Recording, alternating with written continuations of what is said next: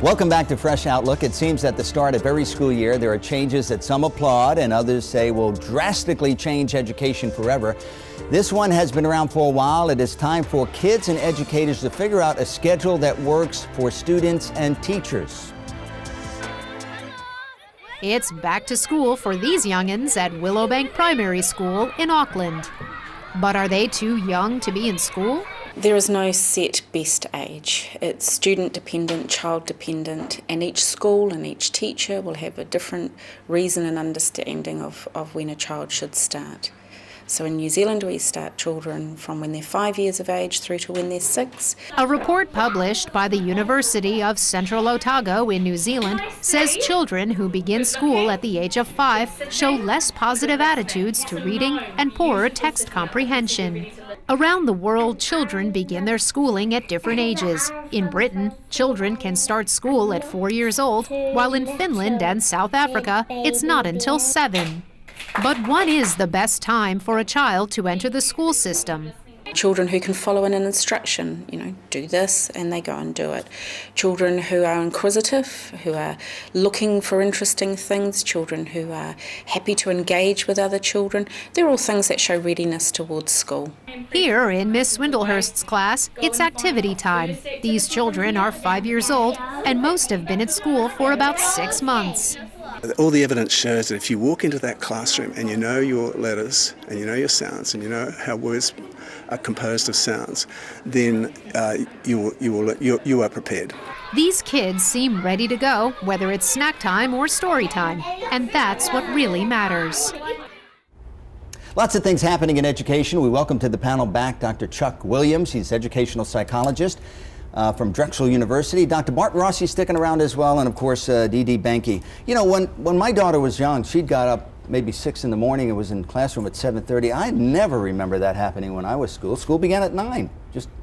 Let's discuss this issue. What school did you go to? Wow, you must have been a country clubber. Rich guy. What was that? I was in a farm community. We got up at 5. Milking the cows. Well, the first class was 8:30 in high school. The first class was 8:30 in college. But Dee Dee never went to sleep. She just worked around the clock. That's what you do there. But let's discuss this issue first. Should kids, especially as teenage kids, and kids on the weekend, they sleep till 1 o'clock in the afternoon, they need more sleep. Is it wise to teach them at 7:30 in the morning and expect that they'll learn something? It's a little too early. I mean, most psychologists will tell you it's a little too early, and the reason is because of extracurricular activities, sports, which bothers me a little bit. Even though I'm big on sports, I still think that school starts too early for many kids. They're not ready for the early classes, and it's an issue. Professor Williams, you see kids come in your school? You have to understand that the reason and the way that our public education system is set up as we move from an agrarian society to an industrial, post-industrial, was about parents working and leaving the home very early. Most of those who are parents have to leave between 6 and 7 to get to their job. They're commuting, so therefore they want the kids to be out of the house and in a safe place in the school. That's why the school days start early, and that's why they end late. And that's why they want them there year-round, so parents can work and get stuff. Yeah, but I see kids heading off to school, and you probably have seen kids in your classroom with their heads on their That's desks. because I'm boring. Well, that's a whole subject. That explains it, and we have photos, by the way. That explains it. Right? Dee Dee, this is something that's been around forever. Really, is it too early for a kid to learn at that hour? Well, I kind of think it should be moved up. Maybe it shouldn't be 6 o'clock or 9 o'clock, maybe 8 or 8:30, because like it used to be. Yeah, extracurricular activities, that really does play in. I'd be at school 2 or 3 or 4 hours after, and got mono because of it. So really, I think maybe move back to a little bit would be good.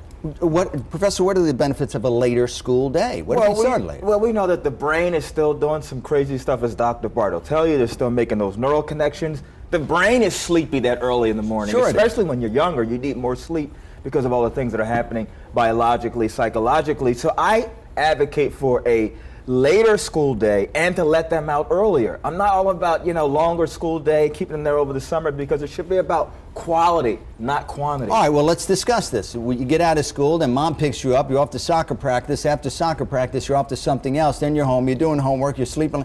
Should we cut down on the after-school activities and just have a child take a moment to gather him or herself? No, not necessarily. I think after-school activities and sports and doing your homework. But so many?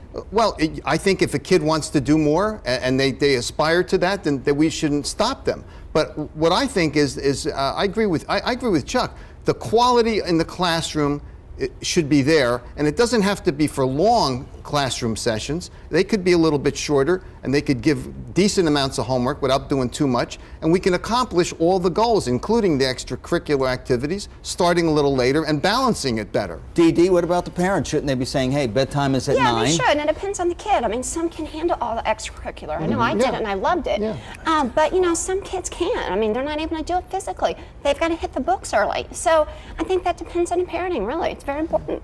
Professor, you brought something up that was interesting.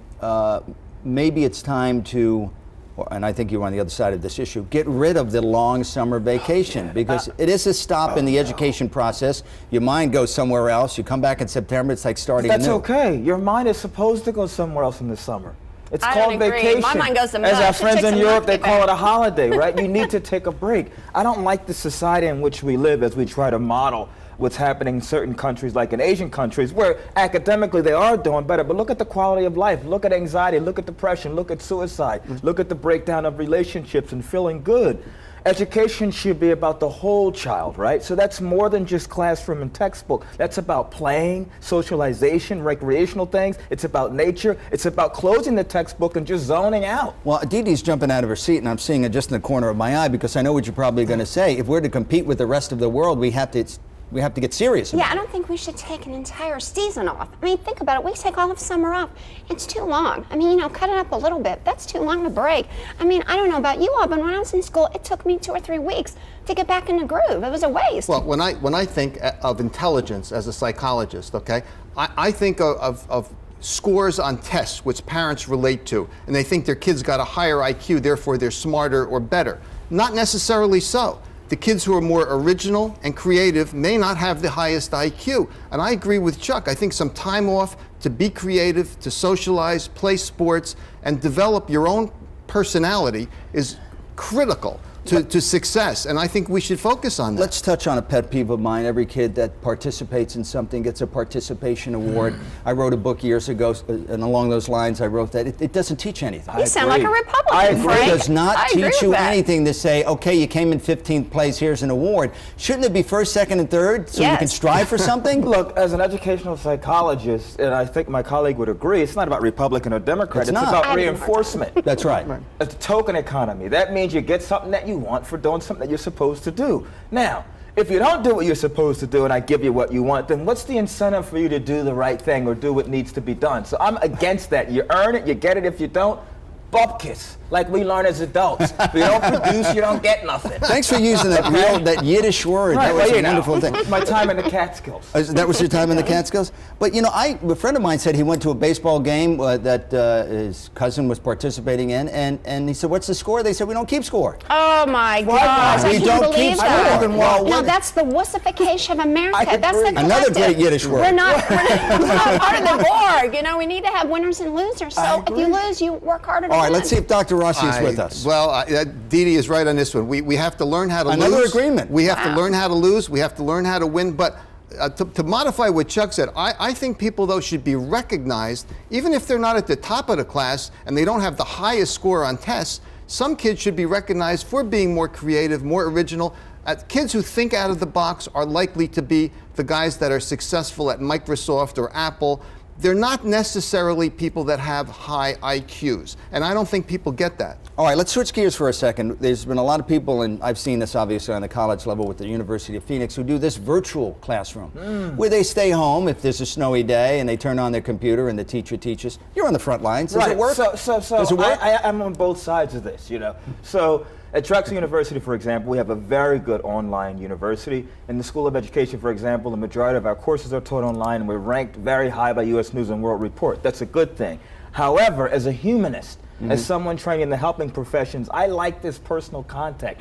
being here, having these conversations, looking at nonverbal, making eye contact, the things you can't pick up on online. And if you're going to be an educator or a psychologist or a mental health person, social worker, you need to know how to deal with people face to face. I feel like in our virtual society where everything is online, we're getting away from that. And by the way, the research says it's making us less sociable. That's right. And our social skills are going down, and that's not a good thing. Well, you know, 95% of communication is body language, and if you can't see what your student classmate is doing next to you or in front of you, or even interacting with who might be a bully or somebody, you don't know how to navigate the world. Am I correct? You're absolutely correct, and you can We have agree three again, people that are helping you, have someone cheating for you. I mean, that's crazy. I mean, think about it. It'd be so easy to do. No, someone else could be doing your work. No way. But why is this working? Despite all these pitfalls, why is this working? Because this virtual society, smartphones, iPhones, Androids, handheld, microwaves, drive-through, convenient. We want it now, now, now, now, now. I don't want to go to a class. I don't want to set aside time to actually focus on this. I want to do it while I'm doing everything else, cooking, raising the kids, doing my gardening, whatever else I do, when really education is about making space and time and being able to focus, and again, having that human interaction, that one-on-one, face-to-face, which, by the way, helps us in all areas of life, not just in the class. We got 30 seconds. We're talking about here emotional intelligence. That's what psychologists talk about. Why did this come into vogue today? And emotional intelligence is because of exactly the things that Dr. Chuck is talking about. Picking up on eye contact, being social, and learning those social skills. I want you to know that all of you are getting participation awards for coming down today, okay? I didn't keep mine. But nobody won. Just I only won it if I did the best. I win. Okay. We're going to take another break, and when we come back, we will touch on some of the hot topics of the week, and I'll lightning round and size up the upcoming TV and movie offerings. Stay with us. We'll be right back.